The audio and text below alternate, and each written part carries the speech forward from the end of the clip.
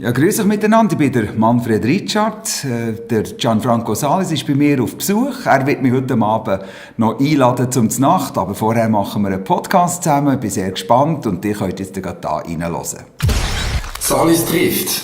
Die Podcast-Show mit bekannten Schweizer Persönlichkeiten. Präsentiert von Gianfranco Salis. Meinem heutigen Gast bin ich an der MX 2018 zum allerersten Mal begegnet. Er hat Kommunikationswissenschaft studiert und ist diplomierter Betriebsausbilder, Tourismusexperte und NLP-Trainer.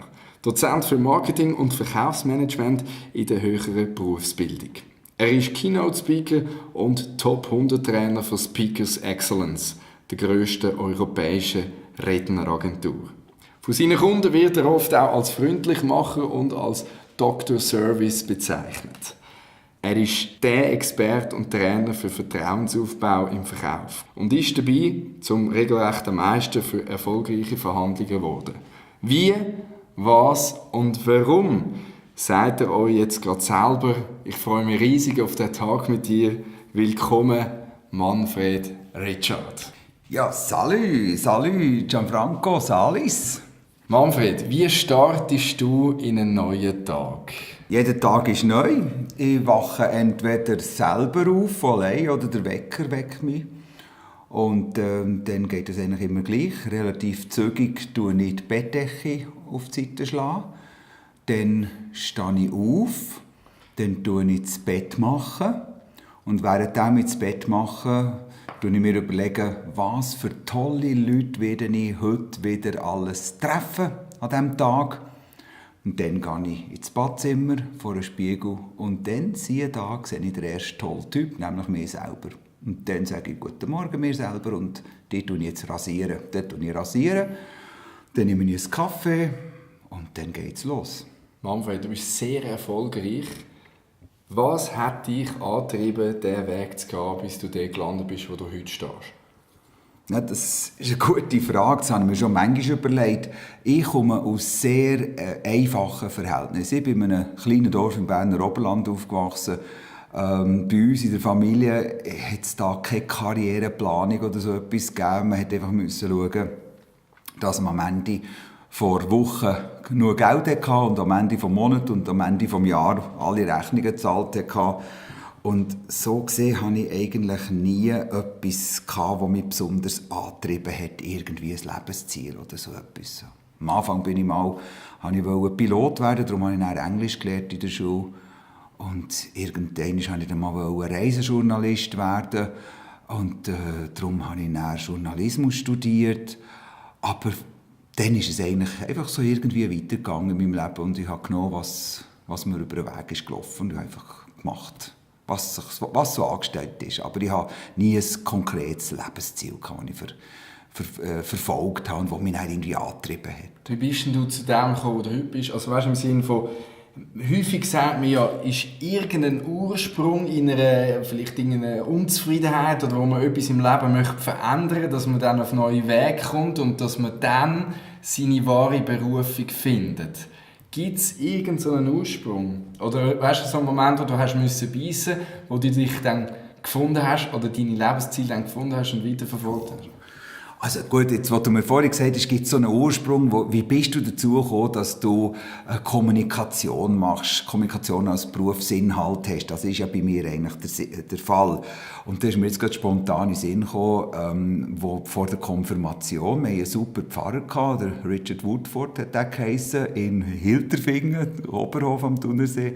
Und der war für mich ein Vorbild in Sachen Kommunikation. Der ist auch Predigen halten. Der ist mit einer Schubkarette gekommen und Gärtnerstiefel in die Kirche und hat gesagt, ja, das ist Metapher, das ist eben, wenn man den Glauben pflegen muss man halt eben das wie ein Gärtchen pflegen. Oder einmal ist er mit so einem grossen Autoschlauch, also ein Lastwagenschlauch, der aufgeblasen war, hat er sich um seinen Bauch herum und ist mit dem in die Kirche gekommen. Und dann hat er ein Messer genommen, hat den zerstückelt und dann ist die Luft raus. Und hat gesagt, schaut, so ist das, wenn man jemandem den Glauben nimmt. So, das ist wie wenn man im Wasser schwimmt und dann tut einem einfach jemand den Rettungsring quasi zerstören. Und das hat mir gefallen, die Bilder, die er gebraucht hat, die Art, wie er kommuniziert hat. Und dort haben wir uns wirklich ins Zeug gelegt mit der Konfirmationsklasse. Und das war, glaube ich, das erste Mal, dass ich vor einer grösseren Gruppe, nämlich vor der Kirchengemeinde, in der Kirche bei der Konfirmation, so etwas wie so eine Rede oder wie ein Gebet oder etwas gesagt habe. Das weiss ich noch. Und ich weiss noch, als ich da angefangen habe, haben plötzlich alle so die Köpfe da und haben mir so zugelassen und so. Und ich dachte, wow, das ist noch spannend, wenn einem Hunderte von Leuten zuhören. Vielleicht war das der Anfang, dass ich dann irgendwann mal entschieden habe, ich werde Speaker, Trainer. Ich rede gerne von vielen Leuten reden. Das ist für mich eine Lust. Du hast ja jetzt gerade einen Pfarrer als Beispiel jetzt genommen. Bist du ein gläubiger Mensch?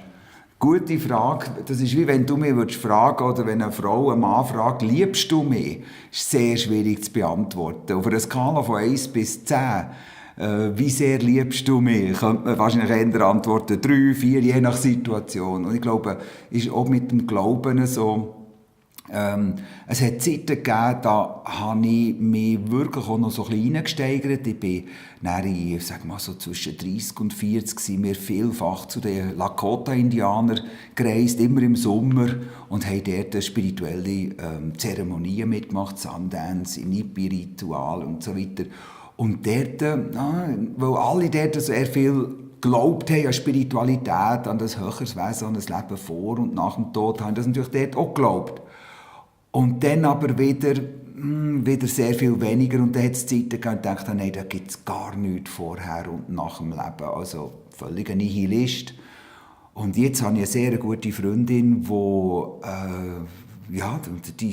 ist Medium, die kommuniziert mit Seelen von Verstorbenen und die kommuniziert auch immer mit Engeln. Und die ist ganz ein rationaler Mensch, sonst, down to earth, aber die würde ja lügen, und sie lügt mich ja nicht an. Also muss es ja wahrscheinlich gleich etwas geben. Also, gläubig, schwierige Frage. Ganz nihilistisch bin ich, glaube nicht. Ich glaube, es könnte wahrscheinlich schon etwas geben, aber ich weiss es nicht. Und im Flugzeug hast du jemals für Sicherheit gebetet? Du bist ja viel bereist, wenn wir jetzt noch ganz schnell bei diesem Ecke sind. Okay, wenn wir gerade schon bin. Also im Flugzeug, ich habe ja mit 4, 25 habe ich, bei 4,5 Jahren bin ich Reiseleiter auf der ganzen Welt für Koni. Und das war natürlich eine Möglichkeit für mich, aus dem Dorf raus wirklich die grosse Welt kennenzulernen. Ich bin sehr viel gereist, eigentlich aus dem Koffer raus gelebt und war so richtig ein Nomad gewesen. Das hat mir sehr gut gefallen. Und dort ist mir natürlich viel geflogen. Dort habe ich mir gar nichts mehr überlegt beim Fliegen. Da bin ich in ein Flugzeug rein, wie in ein Tram und habe geschlafen und habe nie Flugangst gehabt. Jetzt, jetzt fliege ich seltener, nicht mehr so häufig. Und da habe ich mir schon manchmal überlegt, was wäre, wenn wir jetzt abstürzen.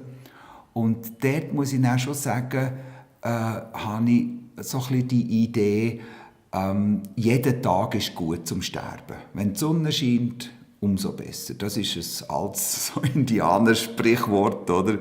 Aber da geht es eigentlich auch darum, dass man mit sich im Reinen ist, mit den Leuten, dass man nicht mit niemandem Krach hat, dass man immer verzeiht, sodass man sagen kann, wenn es jetzt gehen müsste, dann würde ich halt sterben. Und jeder Tag ist auch ein Geschenk. Und jeder Tag, wo du lebst, ist ein Geschenk. Und ich lebe eigentlich so. Was ist denn die längste Minute, die du je hast müssen überstehen, du bei deinem Business auf der Bühne? Ja, auf der Bühne. Das kommt einem dann vor, wie Minute, ich mich erinnere, jetzt spontan. Eine von meinen ersten so Moderationen, die ich gemacht habe, war bei einer Premiere vom Heidi-Musical am Wallensee, da kann ich mich erinnern. Und dann sind die Leute da gestanden, alles parat und Mikrofon. Und ich habe gesagt, grüß euch miteinander, herzlich willkommen zu der Premiere vom Heidi-Musical hier in... Und dann war Schluss, Stromausfall, weil in diesem Moment alle mobilen Küchen und Stromaggregate angestellt wurden und dann ist einfach der Strom zusammengefallen und ich hatte kein Mikrofon mehr. Und in diesem Moment habe ich einfach gewartet und gelacht, geschmunzelt und die Leute angeschaut und habe gewartet. Und natürlich ist mir dann die Zeit ellenlang vorgekommen. Aber plötzlich ist der Strom wieder gekommen und der Ton ist wieder da gewesen und ich habe weitergeredet. Solche Momente gibt es viele. Immer im Moment denkt man, wow, ist das schlimm, ist das verrückt, aber im Nachhinein war es eigentlich easy gewesen. Kann man auch sagen, das ist ja genau ein Moment, wo man Sympathie gewinnen kann. Also wie geht jetzt der da vorne mit so einem Moment um, oder? Ja. Und ich habe dich eingehend studiert vor diesem Gespräch. Du bist auch ein Künstler im Improvisieren. Das ist ja dann wie das, was man eben nicht vorbereiten kann, wo wahrscheinlich dann besonders gut ankommt bei den Leuten, nehme ich an. Ja, das ist ganz klar, das sind eigentlich die spannenden Sachen. Die authentischen? Ja, das ist dann bist du, ja, das ist immer die Frage, bist du dann authentisch oder bist du nicht authentisch? Ich bin der Meinung, man ist häufiger nicht authentisch als authentisch. Oder? Und wenn du auf der Bühne bist,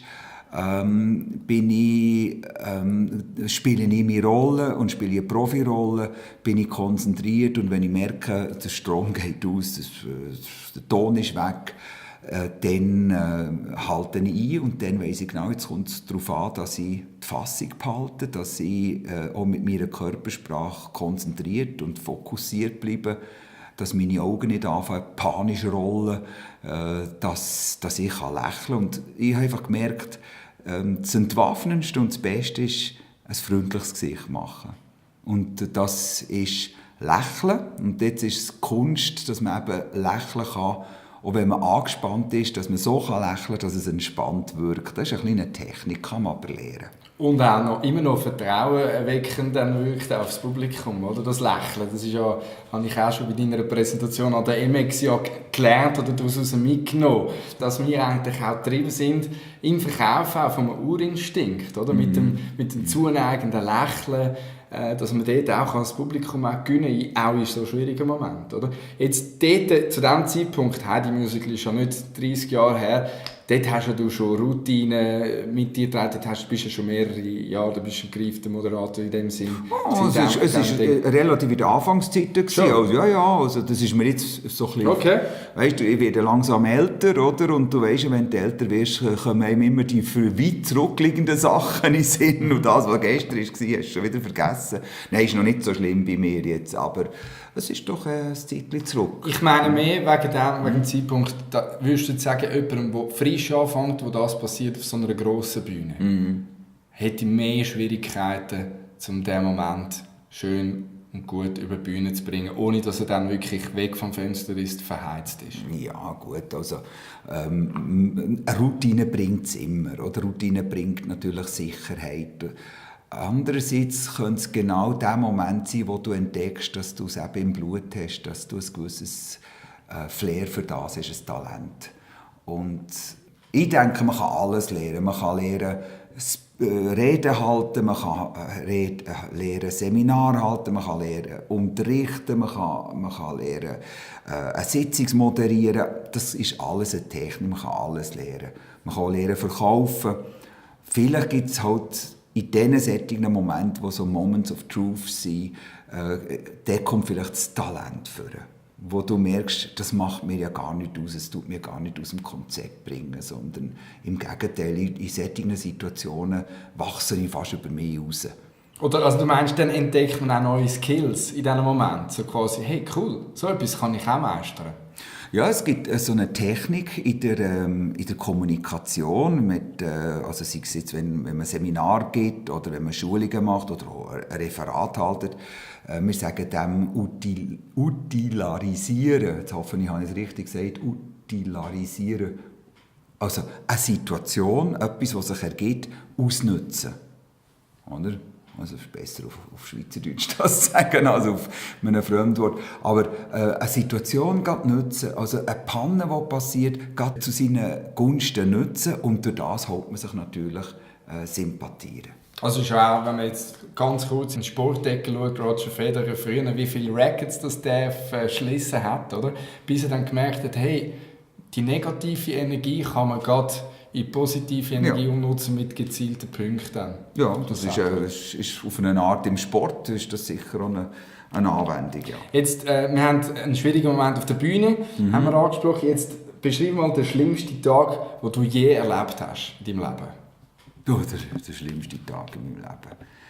Also ich habe ein Talent, Sachen wegzuwischen, also negative Erlebnisse, so quasi wie man könnte jetzt sagen, ja, vertilgen, psychologisch, oder? Und natürlich kann man sagen, ja, es ist nichts getilgt, irgendwo ist es, hinterlässt alles eine Spur.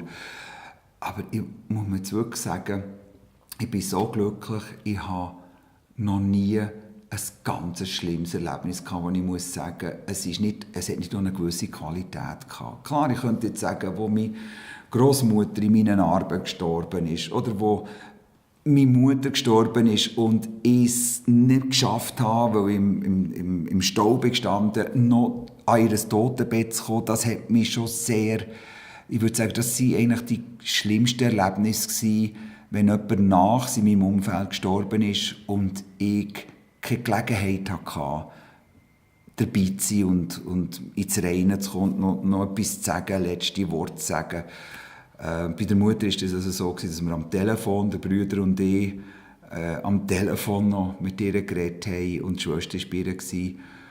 Bei meinem Vater, der ist auch schon vor längerer Zeit gestorben, der ist gestorben, als ich im Ausland war. Und dort habe ich 2 Wochen vorher habe ich mich verabschiedet von ihm, aber ich kann mich erinnern, ich habe dort etwas, glaube ich, etwas nicht so Liebes gesagt. Er hat gesagt, ja, Papi, also, wenn du jetzt so schlecht weg bist, dann musst du vielleicht mal ins Altersheim, weiss ich noch, das habe ich gesagt. Und dann 2 Wochen später ist er gestorben und ich war im Ausland, war nicht dabei gewesen. Und dort habe ich dann das bitter bereut. Also weißt, du fragst mich jetzt, was war ein schwerer Moment gewesen, dass ich suche, ich scanne in meiner Erinnerung und das kommt jetzt, das poppt jetzt so auf. Darum widmen wir uns jetzt nach diesen Tiefpunktfragen der schönen, erfolgreichen Seite von dir. Und die ist ja besonders herausstechend. Was bedeutet dir Erfolg? Ja, was bedeutet mir Erfolg? Erfolg ist für mich, wenn ich bedeutend sein kann. Also bedeutend heisst für mich, vor Manfred Richard ist nicht gleich wie nach Manfred Richard. Also wenn ich eine Wirkung erzielen kann, wenn ich irgendwo in der Situation von einem Menschen so wie einen Hebel umlegen kann, wo man sagen kann, das hat jetzt eine Bedeutung für mich gehabt. Das, was der gesagt hat, das, was der gebracht hat, das ist jetzt für mich wichtig gewesen. Weil das habe ich selber auch erlebt in meinem Leben. Ich habe auch Menschen getroffen in meinem Leben, die irgendetwas gesagt haben oder mir auf etwas aufmerksam gemacht haben. Und das hat eine Bedeutung für mich. Das hat etwas in meinem Leben geändert. Und das ist für mich das, was jemand, der unterrichtet, der Lehrer ist, der Dozent ist, Trainer, Seminarleiter, Speaker, Referent, egal was, vielleicht auch ein Journalist. Und das ist etwas, das Erfolg ausmacht, wenn man Bedeutung schaffen kann für andere Menschen. Du bist auch Familienvater. Was können wir deiner Meinung nach von Kindern lernen? Oder was kannst du von deinem eigenen Kind lernen, von deinem Sohn, der da rudert, sehr erfolgreich? Ja, gut, also mein Sohn, ja, der ist jetzt 25, der ist erwachsen. Natürlich hat er am Anfang, denke ich, sehr viel von mir gelernt. Und das ist schon sehr wichtig. Ich denke, man kann vieles gut machen in der Erziehung. Und für mich war immer wichtig, wenn ich schon Coaching-Ausbildungen habe, wenn ich schon Coaching mache und Training und Schulung von anderen Leuten, wenn ich mir das anmasse, dann möchte ich auch, dass mein eigenes Kind oder unser Kind, das wir haben, eine optimale Ausgangslage hat für das Leben. Und da bin ich schon sehr stolz. Also das, glaube ich, haben wir sehr gut geschafft. Ich und meine Frau, wir haben das wirklich, glaube ich, sehr gut gemacht. Vor allem natürlich auch meine Frau. Wir haben beide unseren Teil beigesteuert. Und dann kommt natürlich dann schon irgendwann der Moment, wo man merkt, jetzt kann ich meinem Sohn oder unserem Sohn nicht mehr so viel selber beibringen. Jetzt fange ich an, von ihm zu lernen. Und das finde ich auch schön, das finde ich etwas Wichtiges, dass man bereit ist, Kinder loszulassen und zu anerkennen, jetzt lerne ich von meinem Sohn oder von meiner Tochter. Das ist das Gleiche, wenn du Schüler hast, wenn du unterrichtest. Ich sage mir immer, ich gebe Unterricht oder höre fast schon für Tourismus Luzern schon seit vielen, vielen Jahren. Da kommen die Studierenden mit vielleicht 24, 25, 26 zu uns, seit 2 Jahren bei uns. Und dann sage ich aber nach 2, 3 Jahren, eigentlich sollten sie jetzt genug gelernt haben und jetzt sollten sie fast mehr wissen als ich und jetzt sollten sie sich noch andere Lehrer suchen. Und nicht das Gefühl haben, ich muss immer der Oberguru sein und ich weiss es sowieso immer besser. Sondern es ist schön, das Gefühl zu haben, jetzt weiss es mein Sohn besser als ich und jetzt lerne ich viel von meinem Sohn. Was können wir allgemein von Kindern lernen?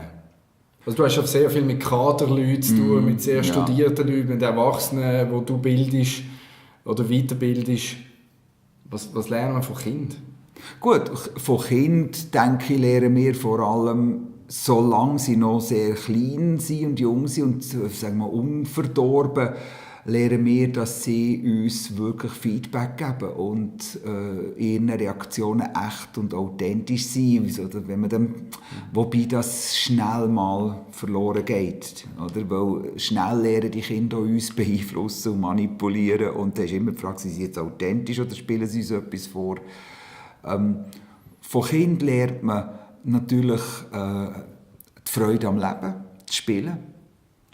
Und ich glaube, das würde jeder sagen, der Kinder hat. Du lernst, dass Kinder noch Freude haben am Leben und einfach kichern und blöd tun. Und das ist das, was ich schon mit den Jahren ein bisschen vermisst habe. Wenn der Sohn eben grösser wird, dann tut man nicht mehr gross miteinander am Boden tollern und blöd und es kalt machen und richtig doof tun. Das wäre jetzt schon schön, wenn ich wieder jemanden hätte, wo man so richtig doof tun könnte. Und da kannst du jetzt nicht gut zu einem Kollegen gehen, du Kollege, wenn wir ein bisschen doof tun zusammen, das kommt dann meistens nicht so gut raus. Also das Glück kann man irgendwie auch finden, wenn man das Kind in sich selber lang bewahren kann. Kann man das so sagen? Oder wie definierst du Glück? Ja gut, also das Kind in mir bewahren, also meine Frau hat mir immer gesagt, wird endlich mal erwachsen und das ist, glaube das ist auch gar nicht so ernst gemeint gewesen, denke ich, hoffe ich. Sie hat hoffentlich auch akzeptiert, dass ein Teil von mir halt immer ein bisschen noch kindisch ist geblieben. Vielleicht ist das bei den Männern generell so, bei Frauen vielleicht weniger, das weiss ich nicht. Wie definierst du dein Glück? Also wir haben gehört von dir, was Erfolg ist. Du bist sehr erfolgreich und jetzt, was heisst Glück für dich? Ich habe da so eine Antwort ist für mich, können lieben. Und vielleicht sogar geliebt werden. Ich glaube, das ist Glück. Und bevor du geliebt wirst, ist wichtig, dass du lieben kannst. Also, dass ich lieben und Liebe geben, ohne dass ich erwarte, dass man mich zurückliebt. Das ist für mich, wenn ich merke, ich kann Liebe geben, ohne dass ich etwas erwarte von jemand anderem, egal wem, ein Mensch, andere Menschen, Gruppen. Ich kann Liebe geben, ohne dass ich etwas bekomme, zurückbekomme, dann ist das Glück für mich. Das ist also das Bedingungslose? Bedingungslose Liebe, genau. Ohne Gegenleistung, ohne Berechnung. Und ich habe mir das auch überlegt, ich weiss nicht, ob du, vielleicht haben ein paar von den Hörern auch schon gelesen, das Buch Homo Deus von Yuval Harari. Das Buch Homo Deus hat mich schon sehr beeinflusst und beeindruckt. Und was mir jetzt im Zusammenhang mit Glück in den Sinn kommt, ist, er sagt ja, dass wir bis jetzt eigentlich immer nach Glückseligkeit gestrebt haben. Also was ist das Streben im Leben? Wir wollen glücklich werden. Weil niemand will unglücklich werden. Und wenn wir durch all unser Streben nach Glück eben auch glücklich sind, dann sind wir eben glücklich. Und er sagt, die nächste Generation von privilegierten Leuten aus dem Westen, aus industrialisierten, entwickelten Ländern, die werden nicht mehr einfach mehr nach Glückseligkeit streben, sondern nach Unsterblichkeit. Weil das ist das nächste Thema, dass Menschen gar nicht mehr unbedingt sterben müssen, weil Alterung auch ein Algorithmus ist. Und da denke ich manchmal, das ist noch verrückt, vielleicht gehören wir ja zu der letzten Generation, die noch wird müssen leben, ja, ich muss noch sterben.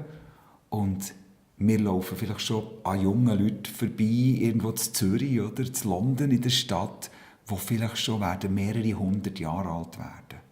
Ich weiss, das klingt jetzt völlig schräg und crazy und alles. Leset mal das Buch Homo Deus, beschäftigt euch mal mit diesen Philosophien, mit diesen Visionen vor der Zukunft, die wahrscheinlich gar nicht so abwegig sind, sondern die möglicherweise viel schneller eintreffen, als wir denken. Was hättest denn du lieber?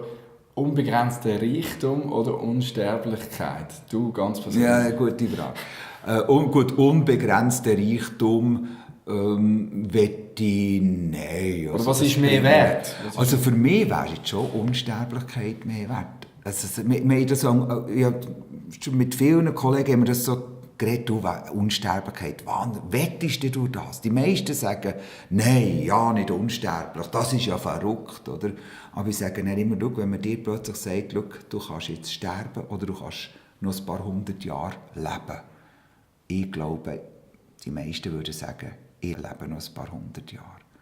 Und jetzt ist natürlich die Frage, ein paar 100 Jahre leben in absolutem Reichtum oder einfach normal. Ich würde jetzt sehr gerne ein paar 100 Jahre normal leben. Ich muss nicht unbedingt sehr reich sein. Was heisst für dich Heimat? Heimat, ich war mal Berner Oberländer. Also ich rede immer noch Berndeutsch, glaube das hört man so. Ich kann auch Zürichdeutsch reden, wenn ich will, und gewisse Dialekte kann man nachmachen. Also, aber ich habe einfach den Berner Dialekt behalten. Und sonst ist das aber für mich nicht unbedingt Heimat. Ich habe so das Gefühl, ich lebe auf dem Planet Erde. Und wenn ich an Heimat denke, dann sehe ich den blauen Planet im All, im Sonnensystem, völlig verloren allein. Und das ist unsere Heimat. Und ich habe so ein globales Verständnis. Und bin mir immer bewusst, wir leben hier auf einem Planet, der wunderbar ist, der aber auch nicht unbegrenzt gross ist und unbegrenzte Ressourcen hat. Und ja, manchmal denke ich, der Planet Erde wird die Menschheit überleben, aber die Menschheit wird vielleicht die Menschheit nicht überleben. Der Planet Erde wird auch durch das Internet sehr beeinflusst. Also die Welt ist ein bisschen zusammengerückt. Globalisierung, Internet. Hat das Internet deiner Meinung nach eher einen positiven oder einen negativen Einfluss auf das Sozialverhalten der Menschen? Ja gut, also auf das Sozialverhalten, das ist natürlich schon, wir sind dran, mit dem Internet umzugehen. Wir lernen, und wir sind alle im Moment, also der Grösste, wenn man so, nehme ich mich nicht aus, wir sind auf eine Art ein bisschen süchtig, oder? Nach einem Smartphone, das man in der Hosentasche hat und Output drauf schaut. Und das ist eine Disziplin, die ich auch versuche, mir anzueignen, dass ich einfach sage, jetzt ist das Smartphone ausgeschaltet oder es ist jetzt auf lautlos oder ich schaue es nicht an. Und wenn ich mit jemandem zu Nacht esse oder ein Gespräch habe oder ein Glas Wein trinke, dann liegt nicht bei mir das Smartphone nebendran auf dem Tisch. Und ich höre das auch von meinem Sohn, der so ja, sagen wir mal, in diesen Kreisen, wo er sich ein bisschen bewegt, scheint das schon so zu sein, dass das ist ein No-Go, oder mit im falschen Moment das Handy davor, also das Smartphone davor zu haben, sondern mit dem muss man umgehen können, weil sonst macht man sich gesellschaftlich heute fast unmöglich. Und ich glaube, da wird es ein Umdenken geben und wir werden lernen, mit dem Internet so umzugehen, dass wir immer noch anständig miteinander kommunizieren können. Da sehe ich nicht so eine Gefahr. Du meinst, dass wir quasi Natives werden oder die nächsten Generationen, da gehört einfach das Internet dazu und man kann sich zurechtfinden, auch in einem gesunden Maß damit?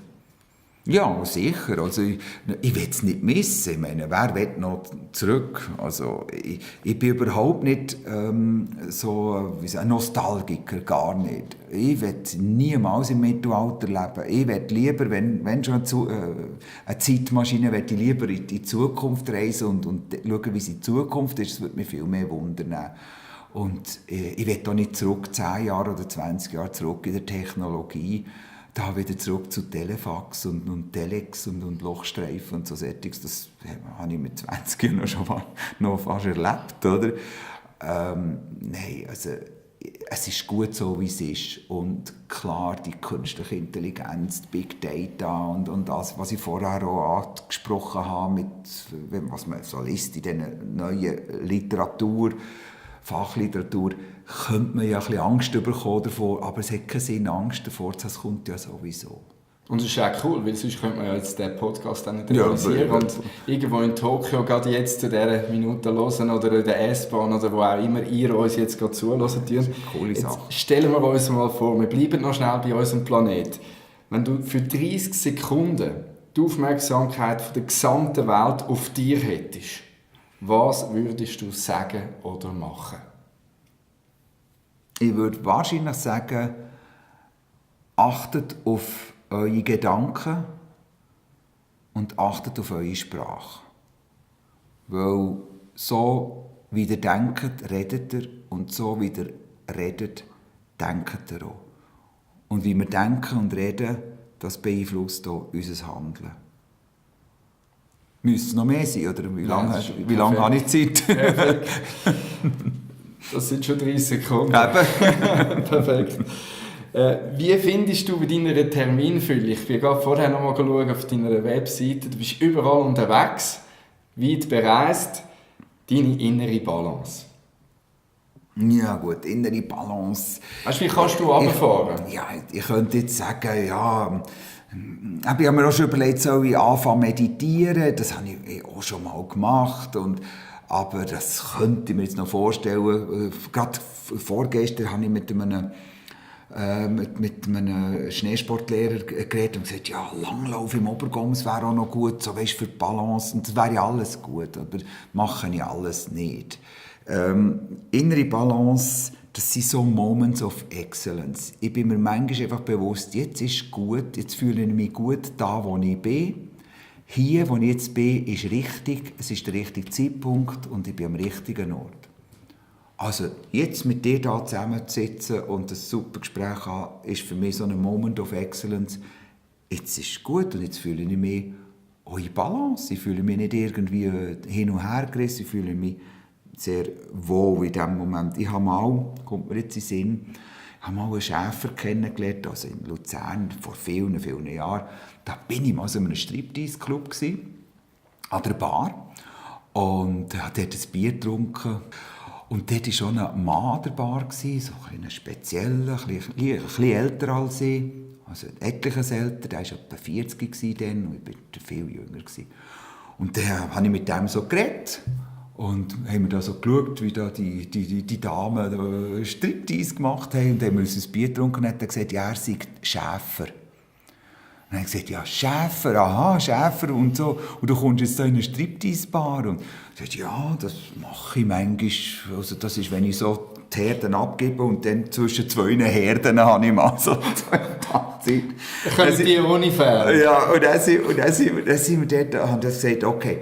Und dann haben wir miteinander geredet, super Gespräch gehabt, oder? Und dann habe ich gesagt, ja, aber warum machst du Schäfer? Was ist jetzt speziell an diesem Job, oder? Und dann hat er gesagt, weisst, es gibt so Momente, da stehe ich einfach bei den Schafen. Und dann stehe ich einfach bei den Schafen und dann merke ich, jetzt stehe ich bei den Schafen. Und jetzt ist es gut und es ist genau richtig. Das sind die Momente. Das sind Moments of Excellence, oder? Die hat der Schäfer und so hat das jeder. Ein Schäfer hat das, ein Lehrer hat das, ein Architekt, ein Maurer hat das.